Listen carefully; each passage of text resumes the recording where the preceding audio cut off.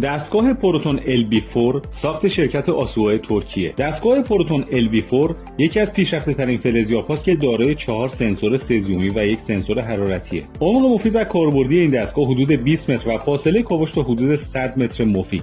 پروتون LB4 قابلیت آشکارسازی فلزات و تفکیک همزمان آن، قابلیت اسکن و تصویربرداری از اتاق، تونل‌های زیرزمینی، تپه‌های باستانی دارد. اطلاعات خروجی دستگاه از طریق بلوتوث به لپتاپ ارسال و به صورت خیلی ساده و قابل فهم برای هر اپراتوری نمایش داده میشه و در کل اطلاعات خروجی سیستم‌های پروتون شرکت آسوآ نیاز به تحلیل سخت و پیچیده نداره. در اطلاعات خروجی دستگاه‌های پروتون علاوه بر نمایش شکل اهداف از جمله فلز با تفکیک و تونل‌ها و سازه‌ها و اتاقک‌ها، دستگاه عمق هدف، فاصله از هدف و جهت دقیق هدف و موقعیت جغرافیایی هدف رو هم بهتون نمایش میده. اگه میخواید با سیستم‌های برند جهانی آشنا بشید، همین حالا پیج شرکت پایدار معدن رو فالو کنید.